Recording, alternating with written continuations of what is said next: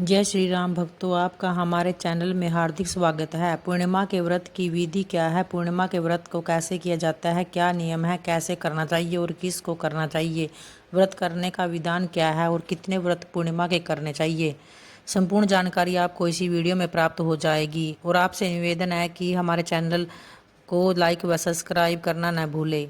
पूर्णिमा का व्रत की शास्त्रों में बहुत बड़ी महिमा बताई गई है। शास्त्रों में कहा गया है कि पूर्णमदः पूर्णमिदं पूर्णात् पूर्णमुदच्यते पूर्णस्य पूर्णमादाय पूर्णमेवावशिष्यते। अर्थात सब पूर्ण की तरफ भागते हैं, सब पूर्ण होना चाहते हैं और हम सब अपूर्ण हैं। फिर भी पूर्ण कौन है? पूर्ण परमात्मा है, पूर्ण नारायण है। इसलिए तिथियों में वह कौन है? वह पूर्णिमा है। इसलिए आप देखेंगे कि चंद्रमा एकदम गोल यानी पूर्ण हो जाता है, क्योंकि वह और तिथियों में तो अधूरा रहता है और पूर्णिमा में वह पूर्ण हो जाता है। इसलिए चंद्रमा शीतलता का प्रतीक है। यह व्रत सभी को करना चाहिए, चाहे स्त्री हो, पुरुष हो, बुढ़ा हो, कन्या हो, बालक हो, कोई भी हो। यह व्रत सभी लोग कर सकते हैं। यह व्रत करने से मन में शीतलता, स्थिरता और सुख शांति की अनुभूति होती है। सुहागिन स्त्रियों को यह व्रत अखंड सौभाग्य, पति की लंबी उम्र की कामना के लिए रखती हैं।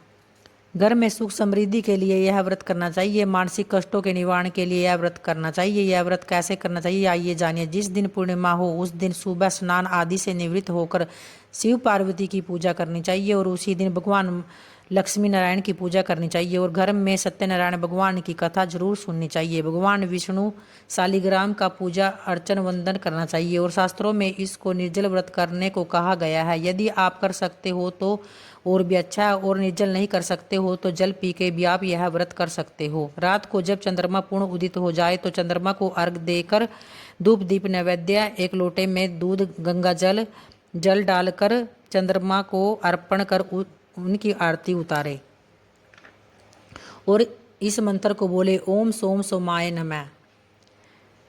दूध की बनी खीर का चंद्रमा को देखते हुए भोग लगाए और आप फलाहार कर सकते हैं। अगले दिन आप भी उस खीर का ग्रहण करना चाहिए।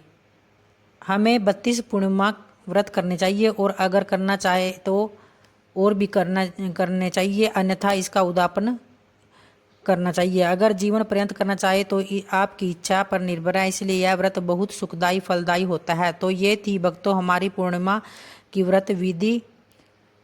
ओम वासुदेवाय नमः। धन्यवाद।